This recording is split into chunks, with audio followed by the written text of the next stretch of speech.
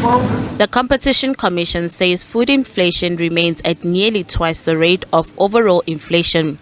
It says this is due to the food rocket feather effect, which means prices are quick to rise in response to a cost increase but are slow to fall when costs decrease, thus putting pressure on the already overburdened consumers.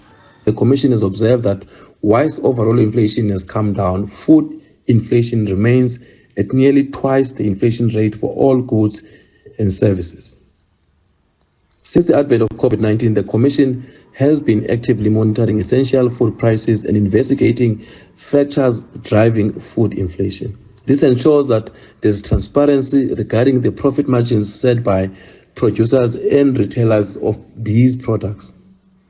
Having observed the decline in upstream commodity prices in the first half of 2023, the Commission is now focusing on how quickly these can translate into lowering of prices for consumers. However, this report indicates that these price drops have not consistently resulted in reduced producer or retail prices or have been delayed in doing so, noting that producers and retailers face other cost pressures. The report also found that power cuts cost food producers and retailers more money. This is due to them tapping into alternative energy sources during load shedding. These costs result in higher food prices. However, consumer economists say the industry is more accustomed to the energy crisis now.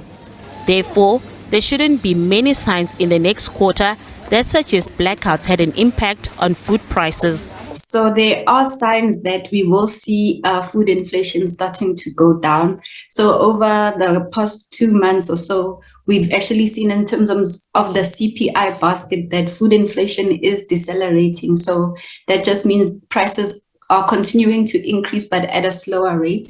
And that will hopefully continue in the second half of the year.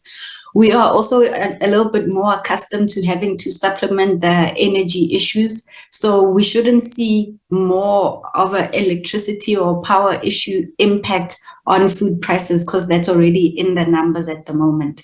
And then the rest is just looking at how maybe the exchange rate performs so that any imported foods don't have a negative effect on that deceleration that we're starting to see. Food price inflation jumped to a record 14.4% year-on-year in March, the highest rate of food inflation since March 2009. The annual rate for the food and non-alcoholic beverages category was 9.9% in July, lower than June's 11%.